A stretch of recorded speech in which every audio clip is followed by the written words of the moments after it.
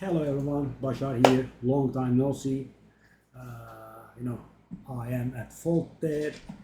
When Diablo 4's expansion came out, I was like, I should do some guides for the guys, but I'm still not,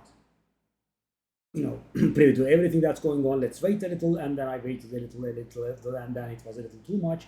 Then I was like, I will do it after the new season arrives, etc. And the same thing happened with Path of Exile. I just delayed and delayed and delayed. And now, why do I break my silence? Do I think I am, very good at the game?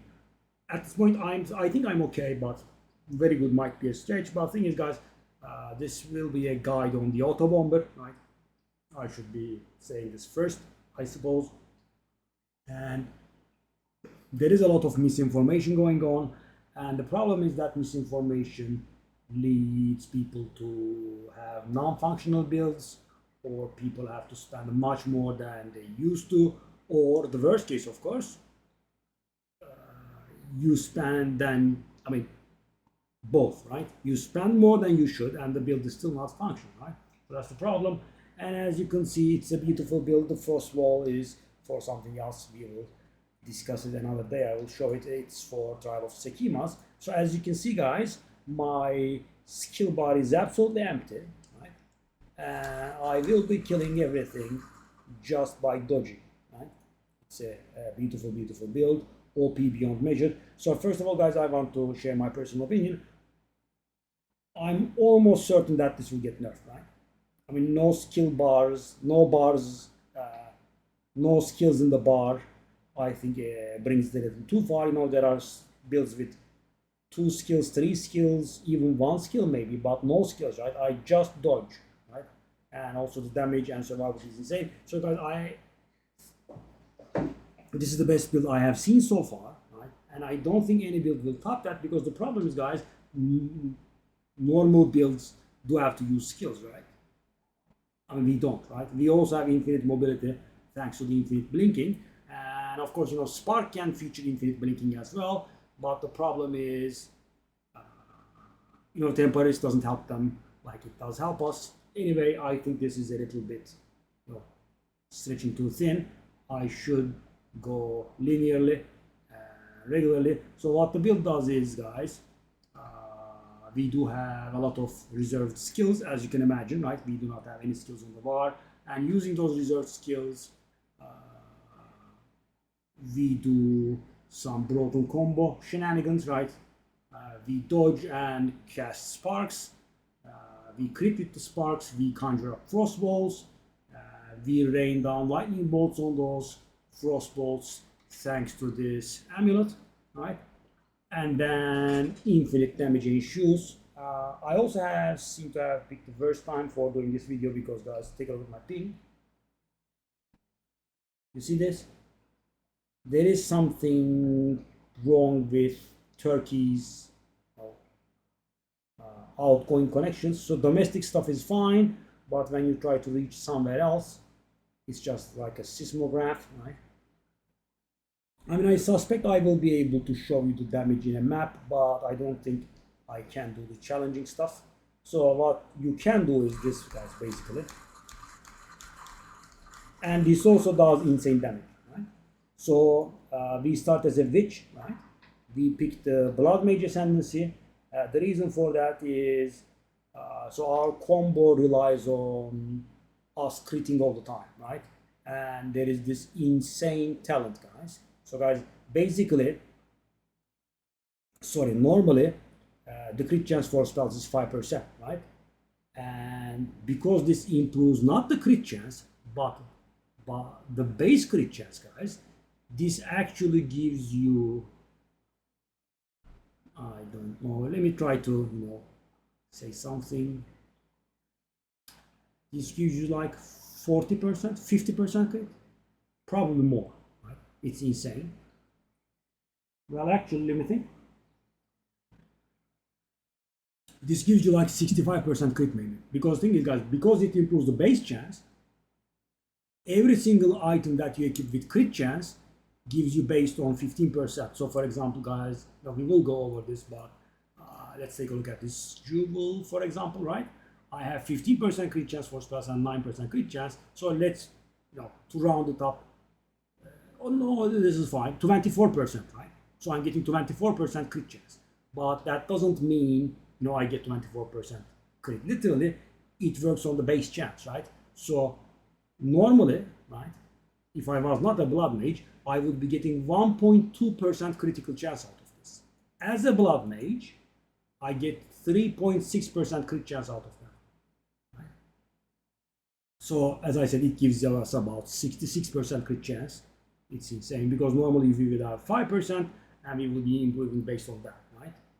With this, we have 15% base chance and we improve it all the way to 100%. We'll get to that. So that's why we picked the Blood Mage Ascendancy. Maybe I should be going over the gear first. Yeah, I didn't plan this right, did I? But guys, the important thing is, maybe it will be a little bit in shambles, but the important thing is that there is no misinformation, right? The thing that I don't want to happen is you guys wasting resources when doing this build, right? You can't do it properly. So guys, I would say for this build, during the campaign we gain 100 spirit, right? That is one of the most important parts. I'll say this. So 245 additional spirit is required, right? I mean, you might see some builds saying 255 is required.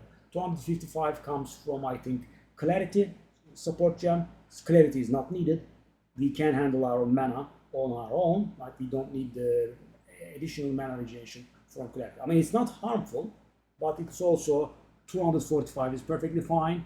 And the thing is, guys, normally where do we get our spirit bonuses from? We get it from the chest, we get it from the amulet, we get it from the helmet, and we get it, if we have it, from the scepter if we are using it.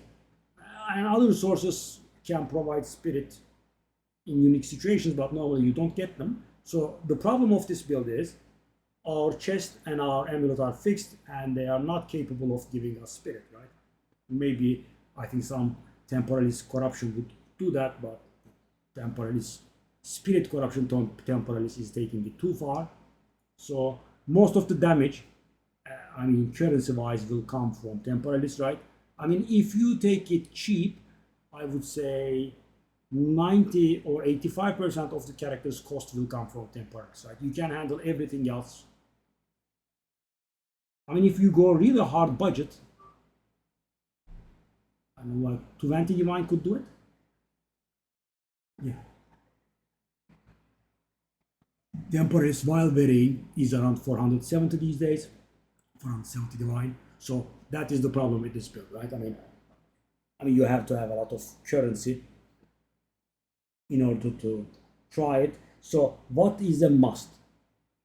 Temporalis is an absolute must because it will bring our Blink's cooldown to 0, right? And when I say 0, it's a figurative speech. That stuff was recently patched. So Temporalis has a special rule. It cannot bring the cooldown below 0.1 seconds. So guys, what you want is a Temporalis with so much cooldown reduction that your blink cooldown is 0.1 seconds. And there is a bit of a trick here. So guys, if you use, I believe, level 17 or something blink, which you won't use, level 17 or level 18 blink, I believe, is 3.7 seconds cooldown. At level 19, I think it goes down to 3.60, which is, the most common case, right? Most of us will be using the level 19 blink. I am using the level 19 blink, right? So the cooldown is 3.60 seconds. So a 350 Temporalis is enough, right? If you heard somewhere that you need 360, that's wrong. 360 is not needed. 350 is enough. And guys, if you go the extra mile and you get a level 21 blink, then its cooldown will go down to 3.5 seconds, which means that 3.40 Temporalis is enough, right? But keep in mind, in order to equip a level 21 blink, you will need to be level 90. Okay, that's important. So let's go over. So Temporalis is an absolute must because now we will be doing our damage via blinking, and blink's cooldown will have to come to as low as possible. And in Path of Exile 2, guys, the cooldown stuff works that way. Temporalis is special, so it affects everything first.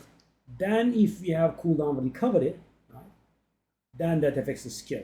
So for example, guys, if you put the Ingenuity support gem in Blink, right, and you have a Temporalis that's high enough to bring the Blink's cooldown down to 0.1 second, then you will have a 0.07 second cooldown on the Blink. And another thing is, guys, in Path of Exile 2, we do not actually have cooldown reduction.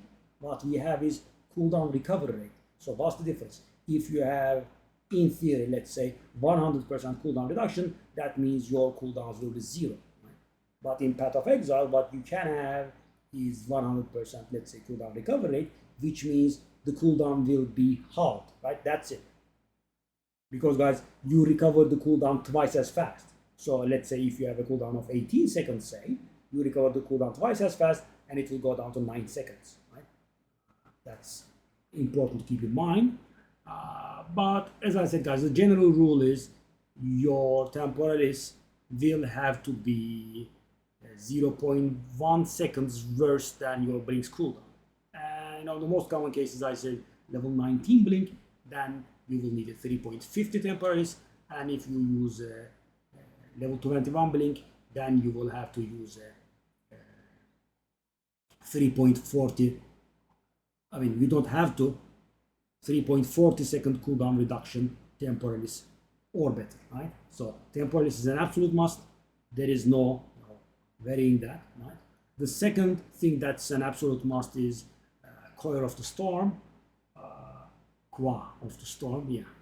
So this is part of the combo. What happens is, guys, we will combo this with Cast on Crit. So we will bring lightning bolts down on our frost walls, and the lightning bolts will overkill the frost walls. The overkill will damage will be split like that, and then we will be critting again. That will put up another frost wall, and we'll do it, basically infinite-ish damage, right? You'll see it in action. I mean, I am lagging a little bit, but I think I can show it to you in a map. And the third item that's an absolute must is Trample Toe. The overkill damage is going to be dealt within 2 meters of the location that has happened, and it does work with frost walls. So this is basically normally 30%. It can be corrupted up to 37. So I went for a 35. That was a logical price. I think it was around 10. 37 ones go really insane, and I have not found it needed anywhere, right? I can face roll through kind of everything. So these three are an absolute must, right? So what is very strongly recommended but not a must? Atsiri is strongly recommended but not required because it gives us magic find, rarity, right? And more importantly, we gain life as energy shield. That's also pretty good. You will generally want a spirit corruption on the Atsiri that brings the price to divine. So this one is rather good, right? Because the 30% is perfect. The magic find, the rarity is varies between 10 to 20. So 19 is also a very good amount. The amount of spirit I have is decent-ish. So this is around 10 divines, but you can get spirit corrupted Atsiris as low as like 2-3 divine. So the amount of spirit that you will need to get is 245 in total from your scepter and Atsiri, right? You do not literally have to use spirit corrupted Atsiri, but the thing is, spirit corrupted Atsiris do not go up in price as much as the scepters do, right? So then we have a scepter. A scepter is also a must, but what kind, it doesn't really matter. So you have to make sure, guys, your scepter plus your Atsiri add up to 245, because we do not have any additional spirit requirement.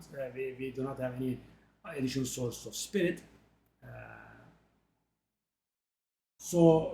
Because scepters are mostly minion based, there are very few stats that can help us there. I mean, we first want the spirit, and we cannot have enough spirit from a single affix, so we will want two different rolls that give us spirit, and ideally, you get a lot of mana, intelligence, and the other thing that can be of use to us is strength. So as you can see, I have enough spirit, I have a lot of mana, and I have a decent amount of intelligence. If you want to add strength to this list, right, enough spirit, high mana, decent intelligence, and decent strength, I mean, I think it goes up to like 50 divines, not necessary, but stats are a problem for this build, right, because a lot of stats are required. I mean, you need a lot of strength, you need a lot of dexterity, and of course, we need a ton of intelligence to keep the build functional. So as I said, these will interact in a way. So for example, guys, if you get a 28, 29 spirit Atsiri, then you need to only get 216. But guys, I have found around this level to be the sweet spot, because so for example, in theory, you could get a 245 spirit scepter and do not get a Atsiri with spirit corruption. But as I said, guys, spirit corruption Atsiris, unless you go very top-notch pieces, it's not very expensive, right? And if you want to go 245 spirit scepters, they get very expensive. So around 220s and relatively low Atsiris add up together very nicely. But for example, if you can get the extra 10, you can definitely put clarity in life remnants. We'll get to that. So high mana, high spirit, and intelligence or strength, right? They can be interchanged because we can do the adjustments from the passive tree. Is a nice combination. And of course, you can just up the intelligence here to make the price much more handleable. You can even get this for less than 1 divine or 1 divine sort of thing, right? I mean, this one is a bit more valuable because the mana is higher and there is intelligence, but yeah. As for the wand, guys, you want to gain thingies as much as you can. This one is a good one-ish. I have 78% extra damage gain. So that one and the boot work perfectly, right? So for your 3 prefixes, you don't want that. You do not want increased skills. I think they help, but very little, right? I mean, it's not very good. High crit chance is a must, right? In order to achieve the 100% crit that we need to get to, right? And everything else is just a nice bonus. And this one, guys, and as you can see, I have a 15% cast speed corruption. So this one is worth around 40 divine, right? So if you go any higher, I think it was a very lucky buy for me. I bought it for cheaper. But if you want to go better quality, it goes insane. So there is no need, I would say. But of course, you could get intelligence, right? You could get crit damage or something. The 9 mana per enemy killed and the increased mana regeneration rate are of course not very good, but the important thing is the damage. And thing is, guys, do not get lost in the idea of getting triple damage, because the damages vary from 15% to 30%. So for example, you could get a triple with like maybe 50 damage, but I could get a double with 60, right? Because as I said, the limit is 30%, and these affixes have tiers. So they can be as low as 15% or something. So for example, guys, imagine you get a 15, 13, and 17%. That adds up to 45%, right? My top 2 elements add up to 21%, 51%. My first and third elements add up to 55%, right? Keep that in mind. I mean, I would suggest to go around for 70-ish. That is affordable. So, then you get to 80s, they start going somewhat crazy. Ingenuity for the belt is very heavily advised. It synergizes very well with the rings, as you can imagine. So now we finally come to the parts that we can arrange the way we like, right? Supposedly, but the stuff, the things these give is so very limited. I mean, you are kinda limited again in your choice of gloves and rings, of course. I would definitely suggest having rarity on all 3 of these pieces, especially the rings, of course, because it's going to get multiplied by your ingenuity value. So I went for a decent option, guys. 78%, a high-end ingenuity with a meaningful corruption, because you will see that stats are going to be a problem. And if you can remember, I also have stats on my Quartz stone as well, and I have harmonic generator allocated there. Early on, I would definitely suggest vulgar methods for the addition crit rate and strength. They help. Making a sale in the middle of a guide, is it rude? Let me try. Sorry, I have been sitting on this for a good long while, guys. Yeah, I'd like to sell it. So, fellow Bloodmage, eh? Well, at least the fellow was fast. Thank you very much. And apologies for that, guys. Nice. Feels good, man. Okay, oops. So what now? So guys, for the Glau, as you can see, life, mana, rarity, and resistances. And you have to handle this part yourself, because it will vary on what kind of rings you use, like what percentage ingenuity you have. So for example, guys, you could have an ingenuity with resistance on it, right? These will change, right? But you need to be capping all of your resistances. I have heard a lot of people, well, not a lot of people, I have heard people say chaos resistance is not important. That gets lost on me. Why is it not important, right? There is a lot of chaos damage going on. I would rather just cap it. And thing is, guys, thanks to ingenuity, just a single ring, chaos ring, right? The implicit chaos ring is enough, right? This one is enough, right? You do the venom crypt thingy with chaos resistance, you get 10, then you need 65 more. And if you have something like 32% before you apply the quality, with a 78% ingenuity, it's enough. I mean, you will have to calculate this part yourself.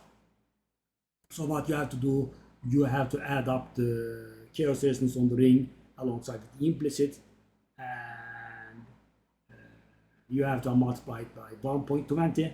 That's of course approximate, because guys, let's say this is too nerdy maybe. So let's say, guys, I have 24% chaos resistance on the ring and 11% on the implicit. They add up to 35%, which can trick you into thinking you would be getting 7% chaos resistance from the quality. It will not, because it only takes integers into account. So the 24% will give you 4 and not 5, and 11% will give you 2, not 2.2. So you will be getting 6% there. That's important to keep in mind. But the approximate deal is this, right? So for example, for my situation, I needed to get 32 chaos resistance before the quality with a 78% ingenuity, right? So it is very much advised. As you can see, the dexterity is the the dexterity is the only bad FX, guys, but this is an extremely specific ring. I have looked for this, right? There is the one I have. There are 2 more in the hands of 2 people that have been offline for more than a month, and there is not any other. So guys, what I want is, I want life, I want mana, I want a decent amount of rarity, and mine has the perfect amount. I want any amount of fire resist, right? Any amount. I don't care which amount it is, because when it gets multiplied by 0.78, it's enough, right? And I want chaos resistance, and I want any stat, right? And sadly, this is 7. So guys, one with 20 stat would be lovely for me, but that's it. So I would definitely suggest having 1 stat on your 2 rings in total, okay? Just have a single stat, it doesn't matter which stat, on one of your rings, and it will get multiplied and it will be better. But if you do not have attribute corruptions on these, like I do, then you might need to have a higher amount of stat there. So guys, you need to handle this. As you can see, I did handle it relatively nicely, right? All of my resistances are capped and nothing is overshot by a lot. You have to always keep in mind the bonuses from the ingenuity, and I'm not trading anymore out of respect to you guys. So I have a breach ring here. As you can see, we have lightning quality, lot of life, lot of mana, rarity, all resistance, cold and lightning, right? Just to cap my resistances. For a charm, we use stun charm because, guys, we have a lot of freeze threshold from our passive tree. I will just show it to you. And a stun charm is better. I think I'm slacking in my life, yeah. So we want this to be as close as possible to 80%, right? I have slacked here. For the flask, we want melting maelstrom, but this is not a big deal. You can just use a regular mana flask. You won't be using that much altogether anyway. So that is about it for the gear. Let's take a look at the skills. So guys, Chaos Bolt Discipline, these are given to us by the wand, by the scepter, we don't care. For the Greater Lightning Bolt, that is granted to us by the amulet. We want more damage. Yeah. Concentrated effect, spell echo, considered casting, and ingenuity. Yeah, and it does have a cooldown, yeah. Right. And you don't need it on the blink. For life remnants, we want cannibalism. So guys, if you are very much struggling to get the spirit, you shouldn't, by the way, because that Atsiri and that scepter can be handled for 3 divine, right? It's not very expensive, and if you have a temporalist, 3 divine shouldn't be the end of the world for you. So I would definitely suggest getting this. But if you can't have that 15 spirit, you can just let this go. And if you have an additional 10 spirit, you can support this life remnants with, what's the name? I did Clarity, I think. Gives us mana regen, not needed at all. Right? I mean, I did feel a very distant need when I first made the build. Cast on critical. We have a frost wall in there. If you can, you should corrupt it and get it 1 level lower so the walls have less HP, so the overkill is more. Not a very big deal. Fortress, spell cascade, magnified effect, and energy retention. So we can trigger it more often. We have blink with 4 links, or maybe 5 links in Path of Exile 1 terms. Arcane Tempo, Unbreakable, Wind Wave, and Second Wind. So guys, why Second Wind? So this actually makes our recovery worse, right? The cooldown recovery worse. This actually increases our cooldown. And so why? Because guys, in some maps, maybe because of the latency, sometimes you could maybe not blink every once and then. This takes that possibility away. But if you are doing a cooldown recovery penalty map and it's becoming a problem, you can just take this away for the duration of that map. I have at first removed this, then realized it was helping, and I put this one back. But your call. Definitely don't need ingenuity there, though. Okay, you don't need to reduce that cooldown further. I mean, maybe if you enter a very nasty map that gets amplified with extreme high, yeah, then maybe you could consider. Yeah, I mean, I think in that kind of map you could take the ingenuity out of the Greater Lightning Bolt and put it instead of the Second Wind. Could actually be a good idea, because I had it just once. So I had the cooldown recovery rate reduced thingy, right? And it was a corrupted map with many modifiers. It got amplified and it got the 25% bonus, and I had a 80% something penalty to my cooldown recovery. And I was able to blink, and then it was stopping. So is the ping better? Oh, it did get correct. Okay, nice. Then I will be able to show you. In casting dodge, we will have spark, and there will be something surprising here. We have brutality, so the sparks don't deal damage and they don't kill the walls, right? That's on purpose. We just want them to crit. We don't want them to deal damage, right? So they can trigger the cast on crit. We have acceleration, we have chain, and we have another spark. So guys, what does this mean? So this means we have 2 sparks in there, and when we trigger the dodge, we will cast more sparks and therefore more projectiles and therefore more crits. The crits will call down on the frost walls and the lightning bolts on top of the frost walls, and the chaos will ensue. Then we will have a few buffs. We have charge infusion that gives us crit rate. That's the only one I spent the money in. As you can see, it's level 21. It gives you 1% crit chance while you have a power charge, and then it also consumes the power charges once every 5.8 seconds. So how does that happen? It does happen with this.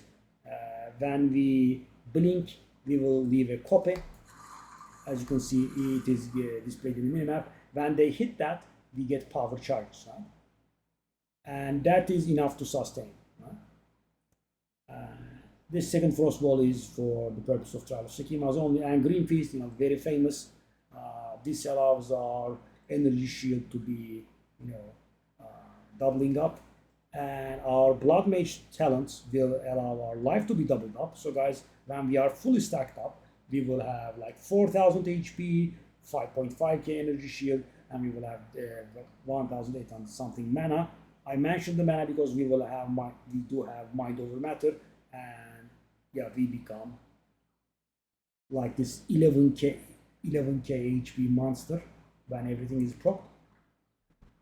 Okay, so guys, for the Bloodmage talents, we grab the Sanguimancy, right? There is no alternative anyway. Then we grab this Vitality Siphon in order to leech life.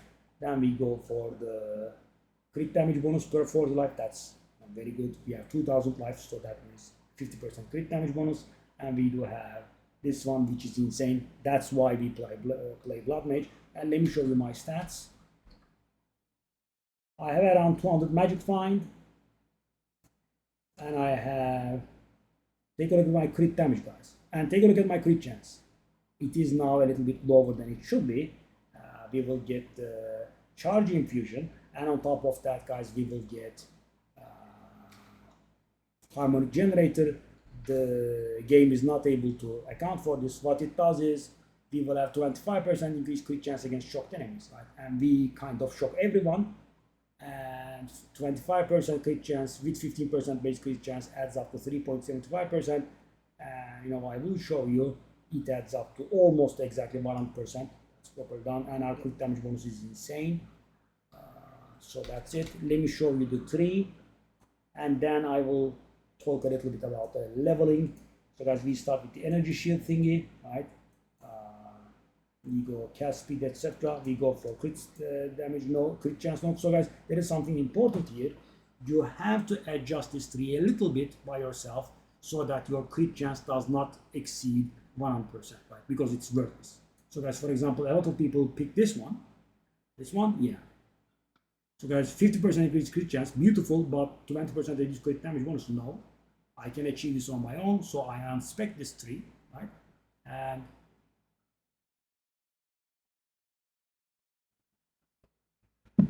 I get my crit damage bonus.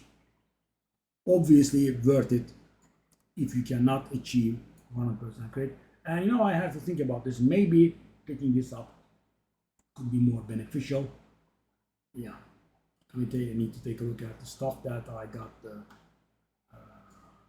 crit. So we go for the Jewel nodes a lot, right? We want an Against the Darkness in here. What we want on Against the Darkness is double 4% extra damage. Which kinds, it doesn't matter too much, right? Lightning is good, but it's not the end of the world. Just try to get double 4 notable passive skills in the radius game, 4% damage. Thing is, I have a corruption on it again. That's of course helping. In here I have an interesting jewel, guys. This is not a must. We have from nothing, which means, so you can put this anywhere, which will allow it is there will be a radius around this keystone passive, and the nodes around in that radius will be able to be picked up without connected to the tree. So we pick this one up for, so it's garbage, but it gives us 4%. That's a lot of damage. We pick that. We pick this one.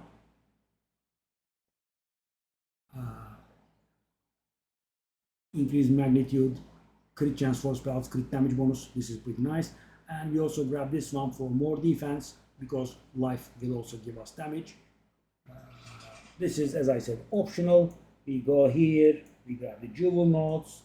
And what about stats? I will get to that. Right? And I will leave this tree and this jewel node to last. Right? So guys, the important thing is you try to keep yourself as close to 100% crit as you can. The rest is not that important, and it can also be. So I started this at 45%, guys. Yeah, it was ghastly. I will explain my tragic story. It was very, very painful. This is our anointment. And thing is, guys, if you do want a already corrupted Car of the Storm, you will have to get it already allocated, already anointed. Keep in mind. So I bought the item exactly like this, right? Because I can't touch it. So guys, what stats do we need? We need enough strength to equip Trample Toe, right? We don't need one more. And Trample Toe normally needs 60. Mine is corrupted positively, so the strength requirement comes down below a little bit, right? 66. Yours, and it can go up as well. It can go 74, 75. So you will have to put in enough strength to grab Trample Toe. The dexterity requirement will vary. So to be able to equip Cast on Dodge, I think we need 73 dexterity. That is the absolute minimum. Right? But if you, like me, wanna equip the level 21 Charge Infusion, you will need at the end 112 dexterity. And finally, for intelligence, again, if you want to equip the level 21 stuff, you need, or 20 stuff, you will need 195 intelligence. And if you want to stay at level 19, then you will need 191. Right? The gear in here do not require anything higher, as far as I know, so they will not cause any problems. Yeah, the wand requires 178, so that's it for requirements, and that is a lot of requirements, right? So you could do it like I did, right? Go for stat corruptions, or you could let the stat corruptions go, try to get some other corruptions, or keep it a little cheap and don't get these, but get a little more stats on your rings. For example, guys, if you get a breach ring with multiple stats on it and attribute quality it's 50%, it's done, right? So yeah, and let me talk about leveling a little bit. I think that will cover it. So about leveling, guys, I did have the misfortune of trying to go with a Fireball Frostwall combination. The campaign itself was, let me try to be honest, it was okay-ish, right? It was a little bit painful, but it was okay-ish. And I did a lot of twink gear, right? I kept buying gear, not extremely often, but I did. And the leveling from level 60 to level 78 was absolute and pure pain. The build was not up to snuff, right? Maybe I did some stuff wrong. And I had to level from level 60 to level 78 in tier 1 to 5 maps, guys. It was so bad. Right? It was so painful. I wanted to quit a few times. Yeah, it was very, very painful. The pain came extra from not accepting a boost for my ascendancy, right? I could have asked a friend to just kill the guy for me. I could have just joined the guy that was doing trial of the Sekimas, right, and got my 8 points. I didn't. And if you want to do it like me, just don't bother with your first ascension, because guys, the first ascension is actually harmful because it will give it will do this, right? It's terrible. We don't want that. What I did was, guys, at the end of the campaign, I did the trial of Sekimas and trial of Chaos back to back. I got my 4 points, and then I got this. Then the life cost of the skills is a little bit more handleable because of the leech. Right? That's it. So This is the best build by far as I've seen, guys, because as I said, you just blink, right? You have infinite mobility, you have near infinite damage. I mean, I'm not saying there are classes that can not damage better. There could be, but the thing is, they have to press skills and we don't, right? That's it. Insane. You just blink and everything dies. I mean, let me grab a decent looking map. I will showcase Simulacrum, etc. as well at some point, but no, I have talked enough, more than enough maybe. Let me just do a single map. Let me do it in a green map, that's okay-ish.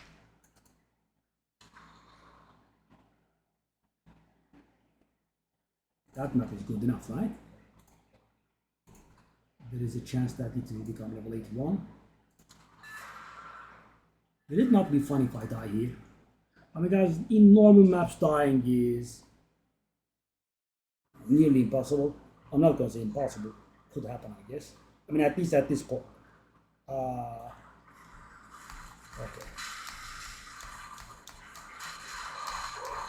As you can see, guys. Am I still lagging a bit? Maybe. I shall not bother. It will look too much for you guys. See how insane it is? What's this? No.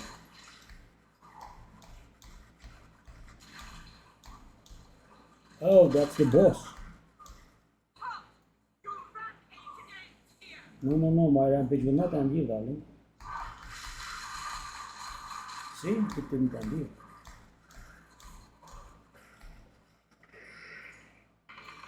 Okay, I'll grab the maps. What kind of boss was that in the middle of the map? So weird.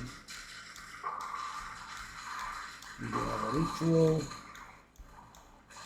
I mean, but I think this establishes credentials gun. And I think, guys, this is a delirious map, right? And you know, the hardest place in the game, as far as I've been able to tell, is Simulacrum, right? And you know, I did the last difficulty Simulacrum, difficulty 4, 140% delirious. You see how the lightning bolt works back to back, and take a look at my life and shield them. So it becomes blind becomes this map disoriented me. We had the Indian boss there, somewhere along. You guys, normally bosses are at the end of maps. Okay. You see how they trigger back to back? What a weird map, what the heck? Okay. So we are not done. So what a very weird map. So counterintuitive.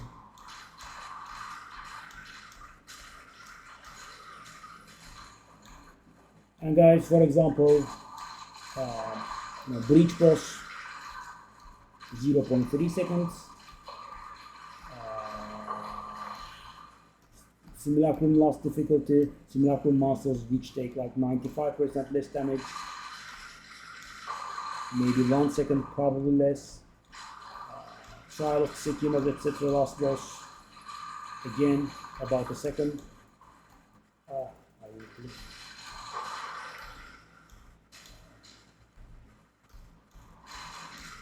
We have a breach. Let's see the breach.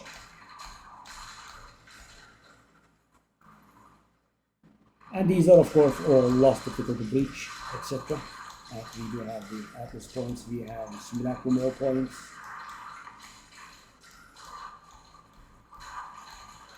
Where is my divine? Give me a divine.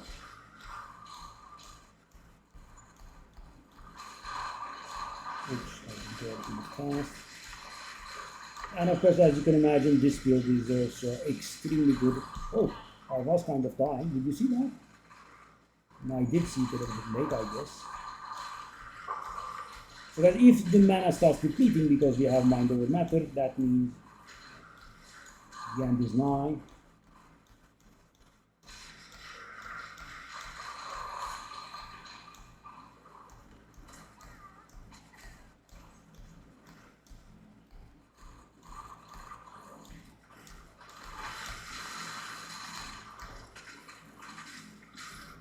Okay, we are finishing the map.